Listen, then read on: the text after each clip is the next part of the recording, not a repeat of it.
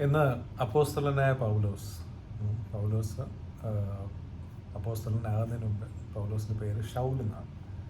അപ്പം ഷൗലിന് കിട്ടിയൊരു ഹീലിങ്ങിനെ പറ്റി അത് ഷെയർ ചെയ്യാമെന്ന് വിചാരിക്കുന്നു. കാര്യം ഞാൻ ഇടപെടുന്ന ആ ഒരു വിശ്വാസ സമൂഹം എന്ന് പറയുന്ന അടുത്ത് ഒത്തിരി പേര് വിശ്വാസത്തെക്കാളും കൂടുതൽ അറിവില്ലായ്മ കാരണം അവർക്ക് ഒത്തിരി പേരുടെ ജീവൻ തന്നെ ഈ ഒരു രോഗസൗഖ്യം കിട്ടാതെ അവർ കഷ്ടപ്പെടുന്നുണ്ട്. പിന്നെ ഒരുപക്ഷെ ജീവൻ തന്നെ നഷ്ടപ്പെടുന്നുണ്ട്. അപ്പം പലപ്പോഴും അവർക്ക് അത് പഠിപ്പിക്കേണ്ടുന്ന ആൾക്കാർ ഒന്നെങ്കിൽ ചിലപ്പോൾ അവർ അത് പഠിച്ചു കാണത്തില്ല, അവരുടെ അറിവില്ലായ്മ ആകാം. പിന്നെ ഈ ട്രഡീഷണലായിട്ട് കർത്താവിനെ പറയുന്നൊരു കാര്യമുണ്ട്, മാനുഷ്യകൽപ്പനകൾ അത് പഠിപ്പിക്കുമ്പോഴത്തേക്ക് ദൈവവചനത്തിൻ്റെ വാഗ്ദത്തത്തിൻ്റെ ഫലങ്ങളാണ് ദൈവവചനത്തിൻ്റെ ഫലങ്ങൾ എന്ന് പറയുന്നത്. ദൈവവചനം എന്നുള്ളത് നിഷ്ഫലമാകുന്നു എന്ന് പറയുന്നത്. മാൻ made commandments make the word of God none effect in your life എന്ന് പറയുന്നു.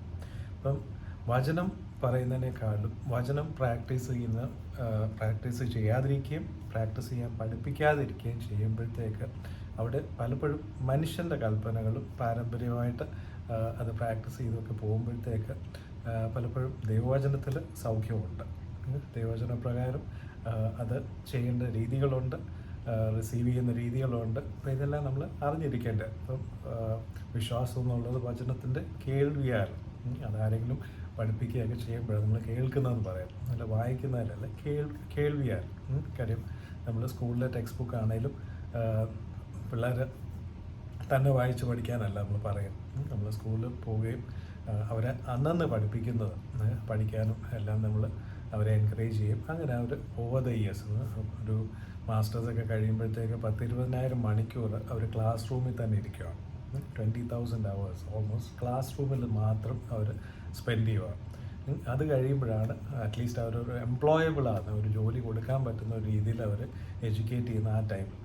അപ്പോൾ അത് ഒരു ഉപജീവന മാർഗത്തിനായിട്ട് അവരെ ട്രെയിൻ ചെയ്യാനാണ് പലപ്പോഴും നമ്മൾ വിദ്യാഭ്യാസം എന്നൊക്കെ പറയുന്നത്. ഒരു വിദ്യ അഭ്യസിക്കുക, so that we can actually ആ ഒരു ട്രേഡ് എന്നുള്ളത് നമുക്ക് സെല്ല് ചെയ്യാൻ പറ്റും, സെർവ് ചെയ്യാൻ പറ്റും. അപ്പം അതിനനുസരിച്ചാണ് നമുക്ക് ഉപജീവന മാർഗമൊക്കെ ഉണ്ടാകും. അപ്പം അത് ഒരു അല്പകാലത്തേക്ക് ഉള്ളൊരു ഉപജീവന മാർഗത്തിന് വേണ്ടി നമ്മൾ അത്രയും പഠിക്കുന്നുണ്ടെങ്കിൽ നിത്യതയിലേക്ക് നമ്മൾ എന്തുമാത്രം ഇമ്പോർട്ടൻസ് നമ്മൾ കൊടുക്കേണ്ടതായിട്ടുണ്ട്. ആഴ്ചയിൽ ഒരു 25 മണിക്കൂറാണ് നമ്മൾ സ്കൂളിങ് അങ്ങനെയുള്ള കാര്യങ്ങൾക്കൊക്കെ നമ്മൾ കൊടുക്കുന്നതെങ്കിൽ വചനം പഠിക്കുന്നതിന് ഇനി പഠിച്ചില്ലെങ്കിലും അത് വലിയൊരു നഷ്ടമായിട്ടൊന്നും ആരും കണക്കാക്കാറില്ല. പഠിപ്പിക്കുന്നിടത്താണേലും അത് പഠിപ്പിച്ചില്ലെങ്കിലും ആർക്കും ഒരു പ്രശ്നമില്ല. അതേസമയം ഒരു സ്കൂളിൽ പഠിപ്പിക്കുമ്പോഴത്തേക്ക് മാർക്ക് കുറഞ്ഞു കഴിഞ്ഞാൽ നമ്മൾ ഉടനെ വേവലാതിപ്പെടും. കണക്കിന് മാർക്ക് കുറഞ്ഞാലും കൊള്ളാം, ഇംഗ്ലീഷിന് മാർക്ക് കുറഞ്ഞാലും കൊള്ളാം, ഉടനെ ട്യൂഷനും കാര്യങ്ങളും അത് ബെസ്റ്റായിട്ട് നമുക്ക് പറ്റുന്നതിൽ ഏറ്റവും ബെസ്റ്റ് നമ്മൾ ചെയ്യും. അതേസമയം ഒരാളിന്ന് മരിച്ചു പോയി കഴിഞ്ഞാൽ അവന് നിത്യജീവൻ ഉണ്ടോ എന്നുള്ളതും അവന് നിത്യജീവൻ എല്ലാവർക്കും ഉണ്ട്, അവൻ സ്വർഗത്തിലാണോ നരകത്തിലാണോ പോകുന്നതെന്നുള്ളത് അതൊന്നും ആരും ചിന്തിക്കുന്ന പോലുമില്ല. ഇതെല്ലാം തന്നെ വചനത്തിലുള്ള കാര്യമാണ്. അത് നമ്മൾ റിസീവ് ചെയ്യേണ്ടതാണ്. രക്ഷയ്ക്കായിട്ട് നമ്മൾ വേണ്ട കാര്യങ്ങളെല്ലാം നമ്മൾ പഠിച്ചിരിക്കേണ്ടതാണ്. അപ്പോൾ ഇത് നിത്യജീവനിലേക്കുള്ള കാര്യങ്ങൾ, അത് ആൾക്കാർ മിക്കവാറും സീറോയാണ് ആ ഒരു ഏരിയയിൽ അവർ പഠിക്കുന്നത്. ഇപ്പോൾ ഞായറാഴ്ചകളിൽ പള്ളിയിൽ പോകുമെന്ന് പറഞ്ഞാലും അവിടെയാണേലും പലപ്പോഴും പാരമ്പര്യമായിട്ട് ഓരോ കാര്യങ്ങൾ ചെയ്യുന്നു, പഠിക്കുകയോ കാര്യങ്ങളോ ഒന്നും ചെയ്യുന്നില്ല, അവിടെ പഠിപ്പിക്കുന്നുമില്ല. ഇതൊന്നും തന്നെ ആൾക്കാർ അത്ര ശ്രദ്ധിക്കുന്നുമില്ല. ഇനിയും രോഗസൗഖ്യത്തിൻ്റെ കാര്യം വരുമ്പോഴാണെങ്കിൽ പോലും അവിടെ കർത്താവിൻ്റെ ശിഷ്യന്മാരെ പോലും കർത്താവ് ട്രെയിൻ ചെയ്യുന്നത് രോഗിക്ക് വേണ്ടി പ്രാർത്ഥിക്കാനല്ല, രോഗിയെ സൗഖ്യമാക്കാനാണ്. അത് കഴിഞ്ഞ് ശിഷ്യന്മാരോടും ആ ഫൈനൽ കമ്മീഷൻ എന്ന് പറയുന്നത്, നിങ്ങൾ ലോകം മുഴുവനും പോയി ശിഷ്യപ്പെടുത്തുമ്പോഴത്തേക്ക് ഞാൻ പറഞ്ഞതൊക്കെയും ചെയ്യാനായിട്ട്, കൽപ്പിച്ചതൊക്കെയും ചെയ്യാനായിട്ട് അവരെ അഭ്യസിപ്പിക്കാനാണ് പറയും. അപ്പം ഇറ്റ് ഈസ് എക്സ്പെക്റ്റഡ് എല്ലാ ശിഷ്യന്മാരും കർത്താവിനെ റെപ്രസെൻ്റ് ചെയ്യുന്ന ശിഷ്യന്മാരാണെങ്കിൽ they are suppose to heal the sick, അല്ലാതെ പ്രേ ഫോർ ദ സിക്ക് എന്നുള്ളതല്ല. അപ്പം അഗെയിൻ പൗലോസിൻ്റെ കാര്യം വരുമ്പോഴത്തേക്ക്, പൗലോസ് ആദ്യമേ എന്ന് പറയുന്ന സഭയെ ഉപദ്രവിച്ചുകൊണ്ടിരുന്ന ഒരാളാണ്, വല്ലാതെ ഉപദ്രവിക്കുകയും. സ്റ്റെഫാനോസ് എന്ന് പറയുന്ന സ്റ്റീഫൻ ഫസ്റ്റ് മാർട്ടിയറാണ്, ആദ്യത്തെ രക്തസാക്ഷിയാണ്. അപ്പം സ്റ്റീഫനെ കല്ലെറിഞ്ഞ് കൊല്ലുമ്പോഴാണെങ്കിൽ പോലും അതെല്ലാം കൺസെൻറ്റ് ചെയ്തൊരു ആളാണ് പോൾ. അപ്പം അങ്ങനെ ഒരാൾ പിന്നെ കൂടുതൽ ആൾക്കാരെ സിറിയയിൽ നിന്ന് ആൾക്കാരെ പിടിച്ചു കെട്ടിക്കൊണ്ട് വരാനായിട്ട് മഹാപുരോഹിതൻ്റെ അടുത്ത് വന്നു. എഗെയിൻ ഓർക്കണം, അന്നത്തെ മഹാപുരോഹിതനാണ് ദൈവത്തിൻ്റെ പുത്രനെ വിശ്വസിക്കുന്ന ആൾക്കാരെ പിടിച്ചു കെട്ടിക്കൊണ്ട് വരാനായിട്ട്, അവരെ ശിക്ഷിക്കാനായിട്ട് കെട്ടിക്കൊണ്ട് വരാനായിട്ട് മഹാപുരോഹിതൻ തന്നെ പൗലോസിന് അധികാരം കൊടുക്കുകയാണ്. ആ അധികാരം കൊടുത്ത് പുള്ളി ഡമാസ്കസിലോട്ട് ട്രാവൽ ചെയ്യുമ്പോഴാണ് പുള്ളി ഒരു വലിയ ലൈറ്റ് കാണും. കർത്താവ് തന്നെ പറയും, നീ എന്നെ ഉപദ്രവിക്കുന്ന എന്ത് എന്ന് ചോദിക്കുന്നത്. കർത്താവ് അവിടുന്ന് ആരാന്ന് ചോദിക്കുമ്പോഴത്തേക്ക്, നീ ഉപദ്രവിക്കുന്ന യേശു ആകുന്നു, ക്രിസ്തു ആകുന്നു ഞാനെന്ന് പറയുന്നു.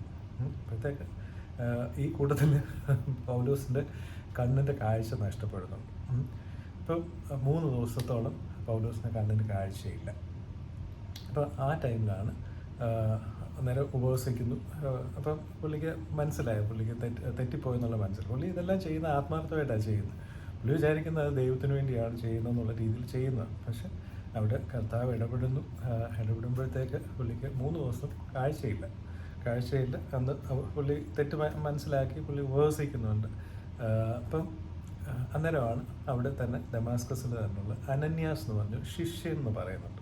അപ്പോൾ എങ്കിലും ശിഷ്യൻ എന്ന് പറയുമ്പോൾ ശിഷ്യപ്പെടുക എന്ന് പറയുന്നത് ഒരു സ്റ്റുഡൻറ്റ് അല്ലെങ്കിൽ ഡിസൈപ്പിൾ, ഒരു അപ്രൻറ്റിസ് എന്നൊക്കെ പറയുന്ന പോലെ ഒരു ട്രെയിനി. അപ്പം അങ്ങനെ ഒരാളെ കർത്താവ് ഒരു ദർശനത്തിൽ കർത്താവ് പറയുന്നു, നീ ഇന്നടുത്ത് പോകണം, ജൂഡാസ് എന്ന് പറഞ്ഞ ഒരാളുടെ വീട്ടിലാണ് പൗലോസ് താമസിക്കുന്നത്, നീ അവിടെ പോയിട്ട് അവൻ ഓൾറെഡി അവൻ പ്രാർത്ഥിച്ചുകൊണ്ടിരിക്കുക, അവനും ഒരു ദർശനം ഉണ്ടായി. അനന്യാസ് എന്ന് പറഞ്ഞൊരു ഒരു പുരുഷൻ വരും, അവന് കാഴ്ച കിട്ടുമെന്നുള്ളത്, പ്രാർത്ഥിക്കും, കാഴ്ച കിട്ടുമെന്നുള്ളത് അവൻ ഒരു ദർശനത്തിൽ കണ്ടു എന്ന് പറഞ്ഞു. ആ ദർശനം കണ്ടു കഴിഞ്ഞിട്ടാണ് പൗലോസ് പ്രാർത്ഥിക്കുന്നു. ദർശനം കണ്ടു കഴിഞ്ഞിട്ട് ദർശനം കാണുന്നത് എന്തോ അനന്യാസ് വന്ന് ഹീൽ ചെയ്യുമെന്നുള്ളത്. അഗെയിൻ കർത്താവ് ഡയറക്റ്റ്ലി ഹീൽ ചെയ്യുകയല്ല, അനന്യാസാണ് വന്ന് ഹീൽ ചെയ്യുന്നത്. അപ്പം അനന്യാസിനോട് കർത്താവ് പറയാം, നീ പോയി ഹീൽ ചെയ്യാൻ പറയുന്നുണ്ട്. അഗെയിൻ ഒന്ന് ആലോചിച്ച് നോക്കിയത്, ഈ കർത്താവിനെ കണ്ടപ്പോഴാണ് പൗലോസിൻ്റെ കണ്ണ് കാണാതെ പോയി. ഇത്ര ഈ അനന്യാസിനെ മെനക്കെടുത്തുന്നതിന് പകരം കർത്താവിന് ഡയറക്റ്റ്ലി അങ്ങ് ഹീൽ ചെയ്താൽ പോരെ. അഗെയിൻ ഓർക്കണം, ഉയർത്തെഴുന്നേറ്റ് കഴിഞ്ഞിട്ട് കർത്താവ് ഹീൽ ചെയ്തിട്ടുള്ളത് ജീവിച്ചിരിക്കുന്ന അതിനായിട്ട് അധികാരം കൊടുത്തിട്ടുള്ള ആൾക്കാർ വഴിയാണ്. അന്ന് അപ്പോസ്തലന്മാരുണ്ട്, പിന്നീട് ശിഷ്യന്മാരുണ്ട്. ഇപ്പോൾ ഈ അനന്യാസിൻ്റെ കാര്യം പറഞ്ഞ പോലെ അങ്ങനെ ഉള്ള അധികാരം കൊടുത്ത് അവർക്ക് ആ ഒരു രീതിയിലാണ് ഹീലിംഗ് നടന്നിട്ടുള്ളത്. ഇത് മനസ്സിലാക്കാതെ പലപ്പോഴും സഭകളിലാണെങ്കിലും ആൾക്കാരിപ്പം അച്ഛന്മാരുടെ അടുത്താണെങ്കിലും പോയി പ്രാർത്ഥിക്കുകയൊക്കെ ചെയ്യുമ്പോഴത്തേക്ക് അച്ഛന്മാരുടെ ചിലപ്പം അവർ പ്രാർത്ഥിക്കുമ്പോഴത്തേക്ക് അവർക്ക് ആ വരവുണ്ടെങ്കിൽ തീർച്ചയായിട്ടും അവിടെ ഹീലിംഗ് കിട്ടും. പക്ഷേ ഇങ്ങനെയുള്ള കാര്യങ്ങൾ മനസ്സിലാകാതെ ജസ്റ്റ് ആൾക്കാരെ എല്ലാം കൂട്ടി ഈ ഇലക്ഷൻ നടക്കുന്ന പോലെ കൂടുതൽ വോട്ട് കിട്ടിക്കഴിഞ്ഞാൽ, കൂടുതൽ ആൾക്കാർ പ്രാർത്ഥിച്ചു കഴിഞ്ഞാൽ കർത്താവിൻ്റെ മനസ്സ് മാറും, ഹീലിംഗ് നടക്കും. ഇങ്ങനൊന്നും അല്ല ബൈബിൾ ഹീലിംഗ് നടക്കുന്നത്. അവിടെ ക്ലിയറായിട്ട് കർത്താവ് ഉള്ളപ്പോഴാണെങ്കിൽ പോലും കർത്താവിനെ തിരഞ്ഞ് അവർ മലമുകളിലാണെങ്കിലും ചന്തസ്ഥലത്താണെങ്കിലും എല്ലാം അവിടെ ആൾക്കാരെ കൊണ്ടു ചെല്ലും. പത്രോസ് ഉള്ള സമയത്ത് അവർ വീട്ടിൽ ഇരുന്ന് പ്രാർത്ഥിച്ചുകൊണ്ടിരിക്കുകയല്ല, ആൾക്കാരെ കൂട്ടി പ്രാർത്ഥിക്കുകയൊന്നുമല്ല. പത്രോസിൻ്റെ നിഴൽ വീഴുന്നിടത്താണെങ്കിൽ പോലും അവർ രോഗികളെ കൊണ്ടുവെക്കുക. അങ്ങനെ ഒരാളുണ്ടെന്ന് മനസ്സിലാക്കി കഴിഞ്ഞാൽ ആ ഒരാളെ സീക്ക് ചെയ്ത് അങ്ങനെയാണ് അവർക്ക് ഹീലിംഗ് കിട്ടുന്നത്. ഫിലിപ്പോസിൻ്റെ കാര്യം പറയുമ്പോഴാണേലും ശമരിയയിൽ പോകുമ്പോഴത്തേക്ക് അവിടെ അനേകർ ഭൂതങ്ങൾ തന്നെ അവരിൽ നിന്ന് മാറിപ്പോവുകയും അവിടെ ഹീലിങ്ങും കാര്യങ്ങളൊക്കെ നടക്കുന്നുണ്ട്. ഇതെല്ലാം തന്നെ ജീവിച്ചിരിക്കുന്ന മനുഷ്യരിലൂടെയാണ് ചെയ്യുന്നത്. അപ്പോൾ എഗെയിൻ അത് ഈ പറഞ്ഞ പോലെ തെറ്റായിട്ടുള്ള ആ ധാരണകളുണ്ടെങ്കിൽ മനസ്സിലാക്കാതെ നമ്മൾ എല്ലാവരും അങ്ങനെ ചെയ്യുന്നു. ഇപ്പം രോഗസൗഖ്യത്തെ പറ്റിയൊക്കെ ഒരു വചനം തന്നെ ഉണ്ടെങ്കിൽ അവിടെ കർത്താവ് സൗഖ്യപ്പെടുത്തി, അതെല്ലാം സത്യമാണ്. ആ സമയത്ത് കർത്താവ് സുഖപ്പെടുത്തി എന്നുള്ളതൊക്കെ സത്യമാണ്. പക്ഷെ അതിൽ മറന്നു പോകുന്നൊരു കാര്യം എന്ന് പറഞ്ഞാൽ, ഇന്ന് കർത്താവ് സുഖപ്പെടുത്തുന്നതെന്ന് പറഞ്ഞാൽ ജീവിച്ചിരിക്കുന്ന മനുഷ്യരിലൂടെ. അത് ഡോക്ടർമാരാണെങ്കിൽ ആൾക്കാർക്ക് വിശ്വസിക്കുന്നതിന് പ്രയാസമൊന്നുമില്ല. പക്ഷെ ദൈവദാസന്മാരാണെങ്കിൽ ദൈവം അയക്കുന്ന, ഇപ്പം കർത്താവിൻ്റെ ഡിസൈപ്പിൾസിനെ അയക്കുമ്പോഴത്തെ പ്രവാചകന്മാരെന്നാണ് അവരെ പറയുന്നത്. അപ്പോൾ ഒരു പ്രവാചകനെ സ്വീകരിക്കുമ്പോഴത്തേക്ക് പ്രവാചകൻ്റെ പ്രതിഫലം കിട്ടുമെന്ന്. ഇപ്പോൾ മത്തായിയുടെ സുവിശേഷം 9-ാം അധ്യായം അതിലാണ് തോന്നുന്നു. അപ്പോൾ അവിടെ പറയുമ്പോഴത്തേക്ക് കർത്താവ് ശിഷ്യന്മാരെ അയക്കുമ്പോഴത്തേക്ക് നിങ്ങളെ സ്വീകരിക്കുന്നവർ എന്നെ സ്വീകരിക്കുന്നു എന്നവർ. എന്നിട്ട് ഒരു പ്രവാചകനെ, അതായത് അവരെ സ്വീകരിക്കുമ്പോഴത്തേക്ക് അവരിലൂടെ ദൈവത്തിൻ്റെ പ്രതിഫലം അവർക്ക് കിട്ടുക ചെയ്യും. ആ പ്രതിഫലത്തിലുള്ള ഒരു കാര്യമാണ്, അതായത് അവരെ സ്വീകരിക്കുന്നു, അവരെ മാനിക്കുന്നു, അവരെ ഏറ്റവും വിലയുള്ളവരായിട്ട് അവരെ കാണുകയും അവരെ സ്വീകരിക്കുകയും ചെയ്യുമ്പോഴത്തേക്ക് അവർക്ക് കൊടുക്കുന്ന ആ ഒരു ബഹുമാനം എന്ന് പറയുന്നത് അതവർക്ക് പ്രതിഫലമായിട്ട് മാറുന്നുണ്ട്. അതിലൊരു കാര്യം എന്ന് പറയുന്നത് രോഗസൗഖ്യം തന്നെയാണ്. കർത്താവ് അയക്കുമ്പോഴാണെങ്കിൽ പോലും അവർക്ക് ഭൂതങ്ങളെ പുറത്താക്കാനും രോഗികളെ സൗഖ്യമാക്കാനും എല്ലാം തന്നെ അവർക്ക് അധികാരം കൊടുത്തു വന്നു. അത് ശിഷ്യന്മാരായിരുന്നു താൻ, ശിഷ്യപ്പെടുത്തി കഴിഞ്ഞിട്ട് അത് ചെയ്യും.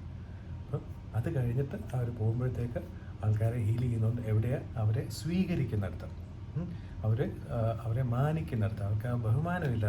പലപ്പോഴും നമ്മൾ ഇപ്പം പള്ളിയിൽ അച്ഛന്മാരാണെങ്കിലും തിരുമേനിമാരാണെങ്കിലും പാസ്റ്റർമാർ, ഇവരെല്ലാവരും ബഹുമാനിക്കേണ്ടത് തന്നെയാണ്. അവർക്ക് ആ അഭിഷേകം ഉണ്ടെങ്കിൽ, അവർക്ക് ആ അതോറിറ്റി ഉണ്ടെങ്കിൽ, ആ സ്ഥാനം ഉണ്ടെങ്കിൽ അതൊക്കെ ബഹുമാനിക്കേണ്ടതാണ്.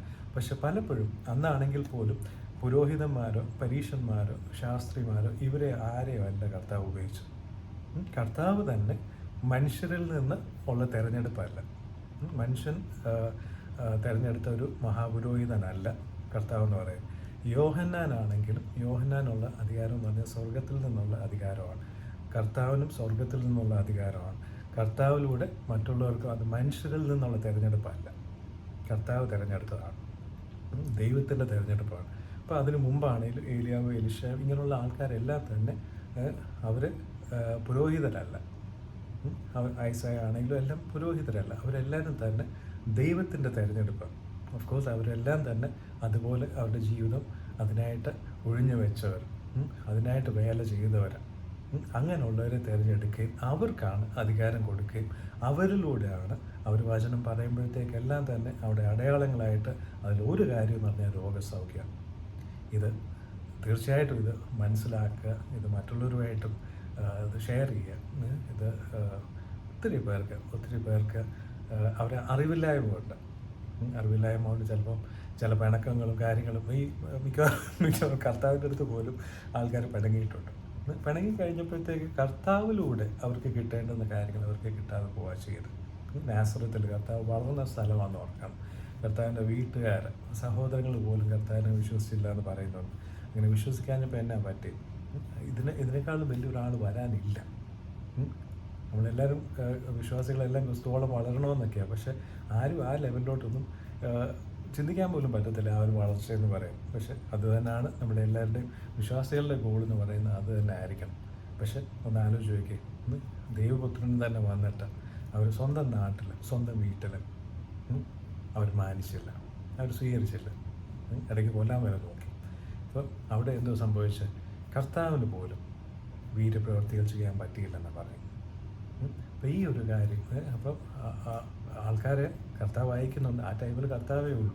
കർത്താവ് ശിഷ്യന്മാരെ അയക്കുമ്പോഴാണെങ്കിൽ പോലും ഒത്തിരി പേരെ അങ്ങനെ അയക്കുമൊന്നുമല്ല. വേലക്കാർ ചുരുക്കമാണ്, കൊയ്ത്ത് അധികമാണ്, വേലക്കാർ ചുരുക്കമാണ്. കുറച്ച് പേരെ അയക്കുന്നുള്ളൂ. അവരെ തിരഞ്ഞു പിടിക്കുക, അവരെ അറിയുക, അവരെ നമ്മൾ ആ ഒരു ഡിസേൺമെൻറ്റ് നമുക്കുണ്ടാകണം. അവരിലൂടെയാണ് ദൈവത്തിൻ്റെ പവർ നമുക്ക് റിസീവ് ചെയ്യും. അവർ ഈ പറഞ്ഞ പോലെ ഷാഡോ നിഴൽ വീണെന്ന് പറഞ്ഞാൽ പോലും അവിടെ സൗഖ്യം സംഭവിക്കും. പൗലോസിൻ്റെ ദേഹത്തു നിന്ന് ആ തുണി കഷ്ണമാണെങ്കിലും ആൾക്കാരിൽ വീഴുമ്പോഴത്തേക്ക് അവരിൽ നിന്ന് ഭൂതങ്ങൾ മാറുകയും അവരുടെ രോഗസൗഖ്യം ഉണ്ടാകുകയും ചെയ്യുന്നു. ഈ സത്യങ്ങൾ ദയവ് ചെയ്ത് അത് മനസ്സിലാക്കുക, അതിനനുസരിച്ച് റിസീവ് ചെയ്യാൻ പഠിക്കുക. രോഗസൗഖ്യം എന്നുള്ളത് അതല്ല ഏറ്റവും ഫൈനൽ എയിമും കാര്യങ്ങളും അതൊന്നുമല്ല. സോ അഗെയിൻ ഡിവൈൻ ഹെൽത്ത് എന്ന് പറയുന്നത് ഡിവൈൻ പേർപ്പസിന് വേണ്ടിയിട്ടായിരിക്കാം. നമുക്ക് ദൈവത്തിൻ്റെ ഒരു നിയോഗമുണ്ട്, ദൈവം ക്രിയേറ്റ് ചെയ്തതിന് ഒരു പേർപ്പസ് ഉണ്ട്. ബോൺ അഗെയിൻ ആയിക്കഴിഞ്ഞാൽ അതൊരു ദൈവത്തിൻ്റെ ഒരു വർക്ക് ഓഫ് ആർട്ട് പോലെ അതിന് ഒത്തിരി നല്ല വർക്ക്സ് ചെയ്യാനായിട്ട് എക്യുപ്പ് ചെയ്യുന്ന ആൾക്കാരാണ് വിശ്വാസികൾ എന്ന് പറയുന്നത്. സാങ്ക്ടിഫൈഡ് എന്നൊക്കെ പറയുമ്പോഴത്തേക്ക് ലോകത്തിൽ നിന്ന് വേർതിരിച്ച് ദൈവത്തിൻ്റെ കാര്യങ്ങൾക്കായിട്ട് ഉപയോഗിക്കേണ്ട ആൾക്കാരെ. അതെല്ലാം രോഗം വന്നും ഇങ്ങനെ തെറ്റിദ്ധാരണ കാരണം മനസ്സിലാകാതെ പോയിട്ട് രോഗാവസ്ഥയിലൊക്കെ നശിച്ചു പോകാതെ ഇത് ഈസി ആയിട്ട് കിട്ടേണ്ട കാര്യമാണ്. മരിച്ചവർ പോലും ഉയർക്കേണ്ടതാണ്. ആ രീതിയിൽ കർത്താവ് ഉയർപ്പിച്ചതുപോലെ ഇന്നും ആൾക്കാരെ മരിച്ചതിൽ നിന്ന് ഉയർപ്പിക്കുന്ന കഥകൾ എത്രയോ ഉണ്ട്. അപ്പം അതെല്ലാം നഷ്ടപ്പെട്ടു പോകാതെ ഇത് എങ്ങനെയാണ് റിസീവ് ചെയ്യുന്നത് മനസ്സിലാക്കി ആ ഒരു ആത്മീയമായിട്ടുള്ള ആ ഒരു സ്റ്റബേൺനെസ്സും ഒക്കെ മാറ്റിയിട്ട് ഹൃദയം കഠിനപ്പെടുത്താതെ അത് റിസീവ് ചെയ്യാൻ പഠിക്കുക. അത് മറ്റുള്ളവർക്കും അത് ഒത്തിരിയേറെ അനുഗ്രഹങ്ങളായിട്ട് മാറട്ടെ. ഒത്തിരി അനുഗ്രഹങ്ങളുണ്ടാകട്ടെ. Thank you.